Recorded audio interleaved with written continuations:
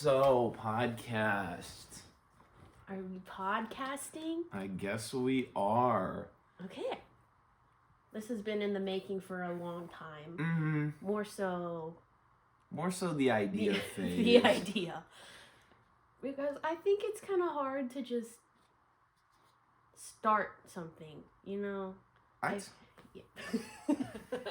No, you're good. I totally agree. I feel like there's like a big, fear of doing it wrong or like starting off on the wrong foot. But it's like you never know until you actually get that start going. Yeah, I think you kind of just have to jump in from the deep end. Like Mario. You know, like a waka. I've been playing a lot of Mario Wonder recently. And I feel like I don't know what's going on, but I would like to see a roller coaster ride of it. I would love that. I would go. Would you go with me? I would. Are you a fan of roller coasters? I do like roller coasters, but I do feel like sometimes I get a little intimidated if there's like, I don't know. I'm okay with them. That's valid. I feel like I'm usually okay. I'm not a loop-de-loop fan. I think I'm cool if there's like one or two, but like if it's like, or a lot of going forward and back, no. I feel like sometimes that stresses me out a little bit. That is so valid. Yeah. Did I tell you the first time I went on an upside down roller coaster? I don't think you did. I was in Alberta in Canada with my mom to visit my aunt and uncle and my cousins. And we went to this mall, like West Edmonton Mall or something like that. There's a water park inside. Ooh. There's like an amusement park in there. I went on an upside down roller coaster with my cousin. That sounds dope. And I didn't know that it was going to go upside down. Ooh. But afterwards, I was like, okay. You're like, oh, that was really, that was good. There's like a picture of me like, at least that's what I like to imagine it looked like. No, I bet it did. I probably looked. No, you were so cool. I'm sure you were so cool. I was in like 6th grade probably. 7th grade. Ooh. I was in 7th grade. 7th grade. I love you. I love you. Yeah, I don't really know what you like do in a podcast. I don't either, but I feel like it's just, I don't know, it's a good opportunity to have a good conversation, which I feel like is kind of hard to do these days with how distracting everything is. And I feel like it's kind of hard to get past surface level topics because I don't know if it has to do with like our attention spans. Social media is like shortening attention spans, so we're like, I don't want to get into it if it's not like real easy. No, that's so true. If it's not like the weather or Taylor Swift. Hey, yo, did you go to the Eras tour last night? I went to the Eras tour movie. That was a blast. All the Swifties are gonna murder us in these comments. Like, I don't know. I don't know what it is about it. She's great. Yeah, sure. But I don't really see the hype. Like, there's nostalgia for sure.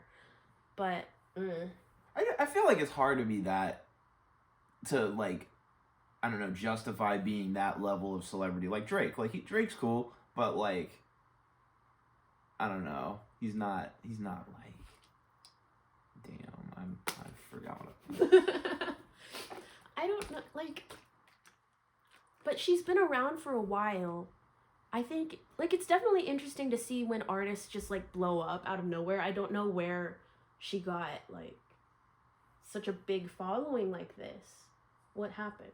Was it her re-releasing her own stuff, or? I feel like that definitely does play into it a lot of like the, I don't know, she's like a feminist icon, which is fire because like, you know, she fought against an industry that was real uncool to her. So you gotta respect her for that.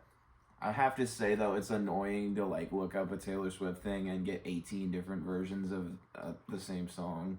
That is true. And I haven't listened to the new version. I haven't really kept up with her music at all, really.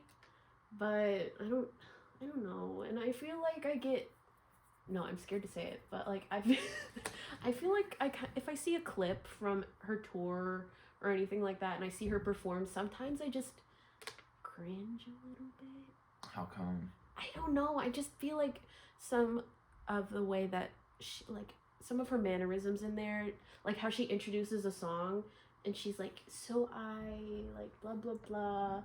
So you could say what's a Taylor Swift song? Shake it off. So I shake it off. You know, she's like, oh, so yesterday I got some snow on me. What do? Shake it off. And then the music starts, and I'm like, yeah, okay. She shake off my Romeo till I blank space. Cut. That's our podcast. See you guys. We're going off the internet. We're gonna have a little hiatus. Just boy. a little bit. Oh boy. But I also, like, I don't know. I feel like, I don't know if this is me just trying to be, like, subconsciously, like, cool and edgy. But, like, I feel like the bigger the fan base that an artist has, the more apprehensive I am to join that fan base. No, that's valid. And I also feel like her fan base It's a little culty. It's a little culty. Mm. Like, I keep thinking about there's like a TikTok or something. It kind of goes with millennial humor, but they're like, oh, I can't believe Taylor Swift gets to be small girl. Oh no. Travis Kelce's big boy. Oh no. She gets to be small girl. Oh, I hate it. Yeah. I feel like she's also like a very like for-profit dater. Like, you know, her and Travis Kelce about to break up, and she's about to be like, "Fuck football." And then he gets canceled. He gets fired from his job. Uh-huh. I don't know.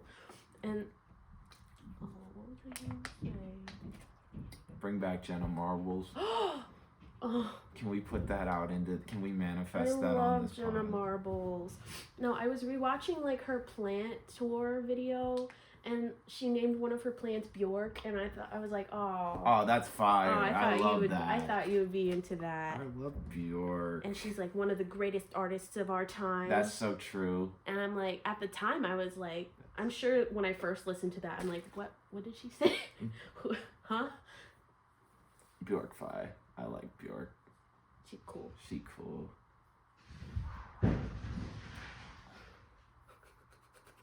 Demon dogs.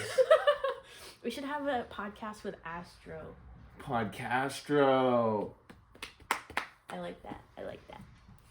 It's like, how does an 8-pound dog make that much commotion? Honestly, I was going to say he has like the spirit of a big dog, but I don't know if he has the spirit of a dog. We've been thinking capybara recently. At least that's what Instagram has been. That's what Instagram's been telling me. Yeah. Yeah, I don't know, like, I don't know how podcasts really work. Like, when you watch them, it just seems so effortless. And it just makes me wonder if they, like, do they prep any of this beforehand? Or do they, like... I feel like for anything to look effortless from an outside perspective, it probably takes a lot of work. So they're like, okay, this is our 5th time trying to record the podcast because you didn't say it correctly or blah, blah, blah. Say the line. Say the line.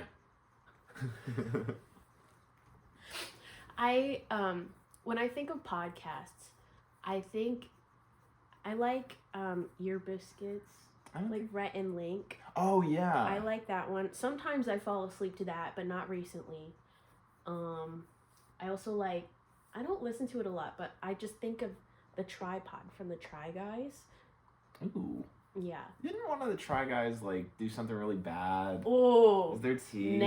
Ned. What's the... Okay, so he was always kind of the self-proclaimed, like, I love my wife guy. Okay. He's all about his wife. Okay. He loves his wife. Me. And then there are allegations, well, not even allegations, proof. He cheated on his wife. Ew. With one of their employees. Ew. So not only is this like wow, the wife guy cheated on his wife, but he is like one of the bosses of this company that they're running, and he, you know, like no matter even if it was like consensual, there's still like a power dynamic. So that was a bad look for him personally and for the company. Ooh. Like you know, in a lawyer's perspective. So they got rid of him.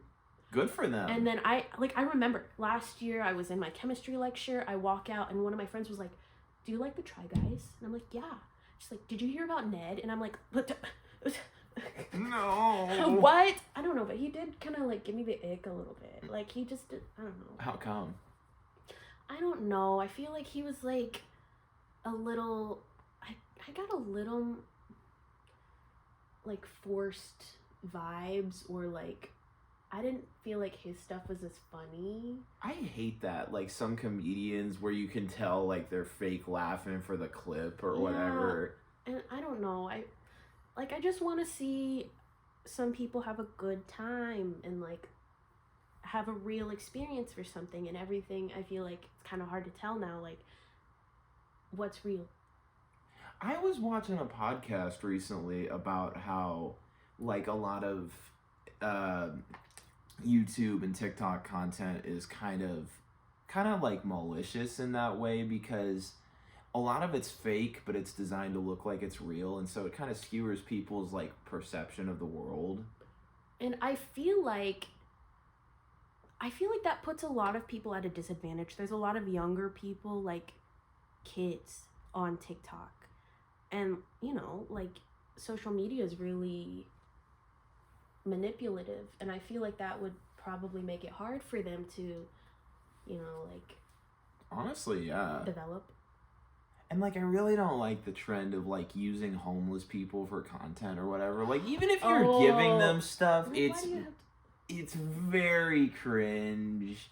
Like, why do you have to post yourself? If you're, like, actually doing it for, you know... because you want to help someone, why do you have to get proof that, oh, I did this, look at me doing this? Like the same podcast, a guy was talking about like a recent video or something where a guy said that he bought like 1,000 burgers for homeless people, and they found the footage, and he bought 10 burgers for homeless people. And people in the comments were like defending this guy. They're like, well, at least he did something, but like, that's a weak argument. Yeah, 10. Yeah. I feel like 10 is okay if you weren't going to expect, what was the original number, 1,000? But like if you're saying 1,000, you should do 1,000. Yeah. You know what style of podcast I'm not a big fan of, that I feel like the Rude podcast, like, you know, Bobby Applehoff or whatever. She came up recently. Everybody thinks she's like an industry plant, like, because her first or one of her first few podcasts was like with Drake. So, you know, obviously you have to have some kind of pretty crazy industry connections to get a first few podcasts with Drake. And, you know, she's been killing it lately, but all of her interviews are just really weird, and like she tries to be awkward and kind of quirky on purpose, but it's just like, I don't know, it's like weird energy. I'd rather see people have just like a nice, chill conversation. Like, when you say weird and quirky, do you have an example? Well, like,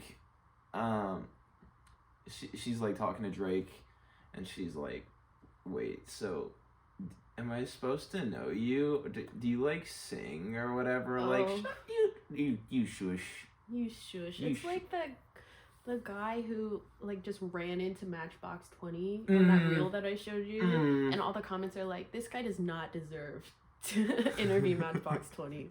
He just ran into them, and I don't know.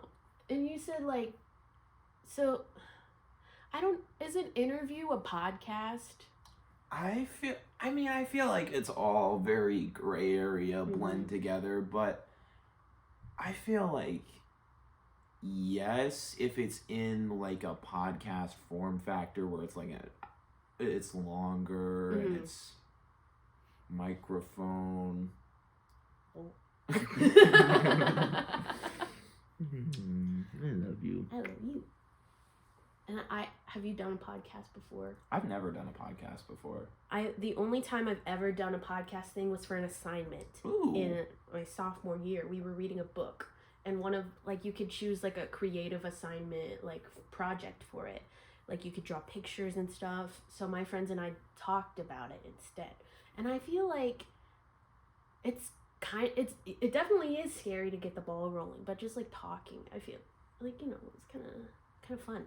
Yeah, totally. Mm. I feel like talking in front of a camera can be kind of weird at first. Oh yeah. But I don't know, it definitely gets more natural over time. I don't think I've made eye contact with the camera one time. Which is totally valid. A lot of people don't even like that. Looking at the camera? Mm-hmm. I know a lot of, because I'm on the spectrum, I know a lot of people that are autistic like to watch ASMR videos to practice eye contact. Okay. It's kind of cool. I don't know, just the different ways that people utilize a video or view a video that you wouldn't even think about from your perspective. But I feel like there are also some I probably don't want to know about. Yeah. But there are some pretty helpful ones out there. All you creeps out there, sound off. Please don't. So, it's the new year. Mm. Do you have any... You said you wanted to read more books, read a book a month? Yeah, I just finished The Subtle Art of Not Giving a Fuck. And that was a good book. I'm going to make sure I grab that for you on the way out because you said you wanted to read it. It just is the central idea of the book is whatever you're doing, there's going to be problems. Stuff isn't going to go right. So if you're choosing something that you're passionate about, you're choosing that set of problems too. Mm-hmm. And you just gotta take the good with the bad, kind of. I like that. Is that that's your main takeaway from the book? That was my biggest takeaway, and just care less about stuff that doesn't matter. I don't know. I feel like we all just care about a lot of things. Things you can't control, and that adds a lot of stressors. I know I'm I'm all about that. I feel like I do that all the time. Well, I feel like part of that has to do with the whole generational thing and living in a TikTok generation, mm-hmm. where everything that your phone's feeding you is the top tier content of people's lives, and so you're kind of hyper self-conscious about your own life, oh, am I boring, am I not doing enough? But no, you're just normal. No, I always I always wish that there was a whole really easy to see goal in your life rather than just oh, I'm gonna, I know that's not everybody's thing, but for me, I just want to know. And I don't know where I was going with that. No, I totally get that, where it's you want it to seem kind of video gamey, where it's got the objective and you're working towards it and you're making tangible progress. But a lot of times life isn't like that. It's I kind of have a vaguish idea of what I want to do and I don't feel like I'm getting there.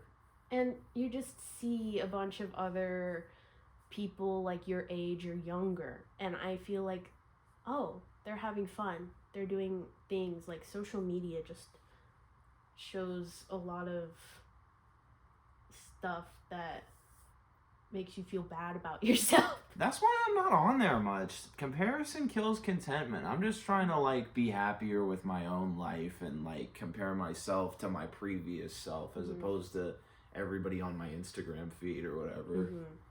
Mm-hmm. And you get a FOMO too of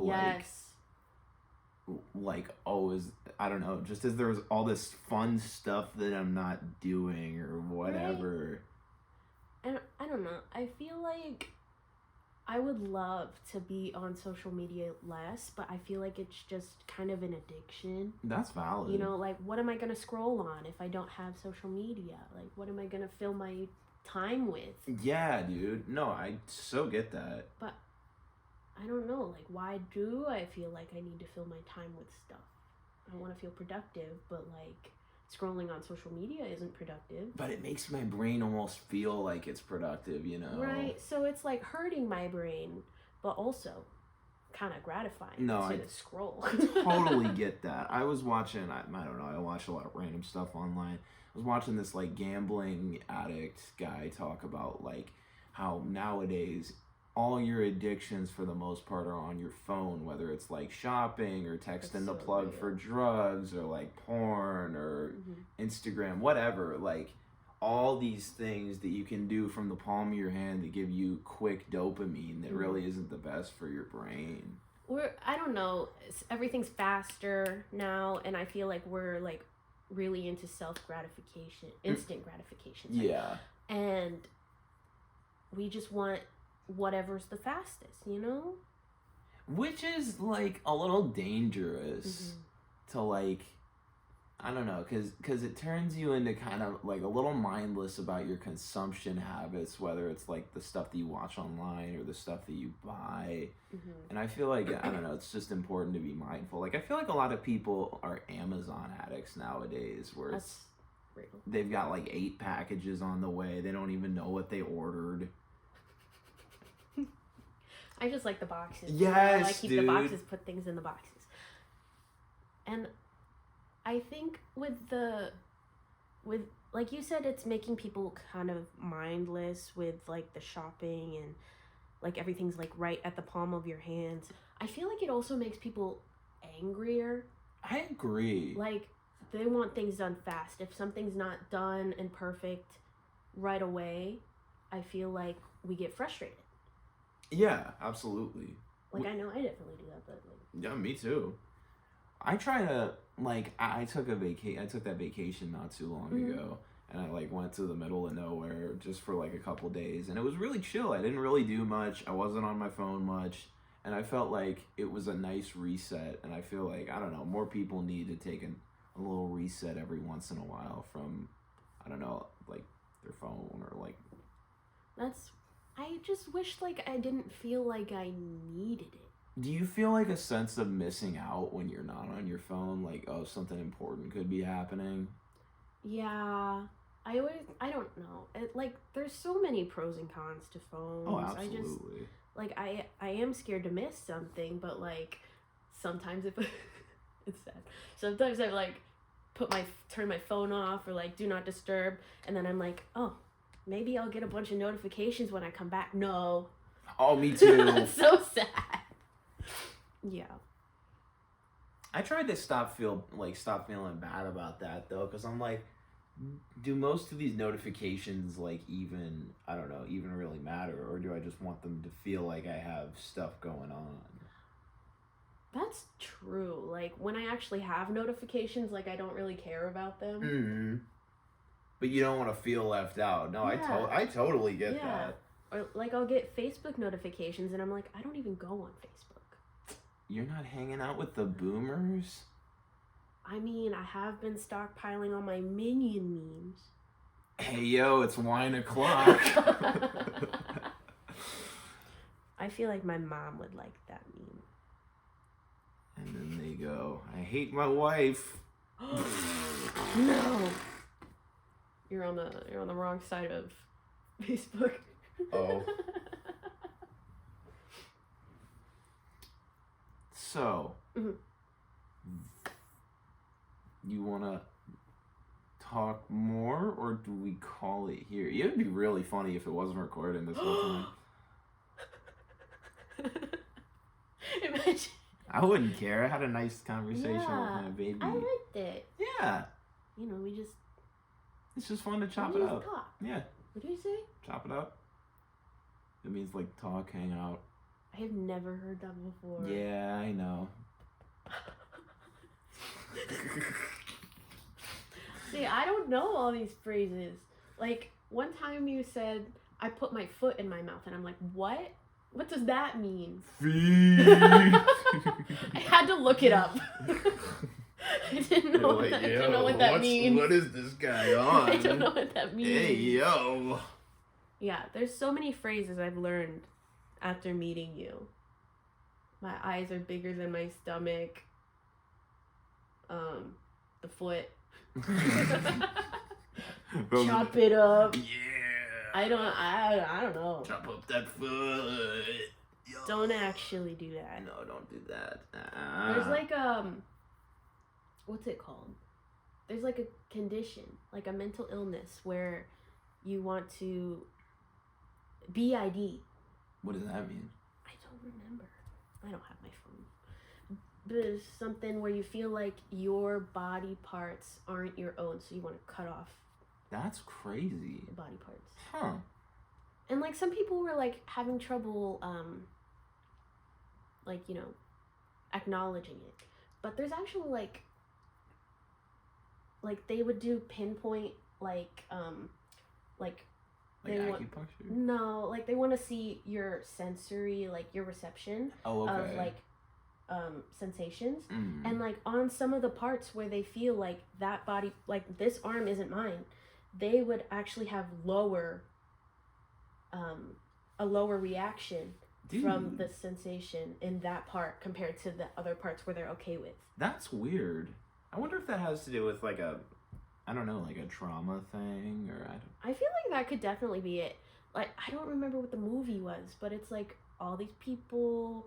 I watched it on that one channel that I've been watching that does all the wild movies. Oh yeah. There's like this guy who one of the characters didn't feel like his legs were his, so he wanted to be a mermaid.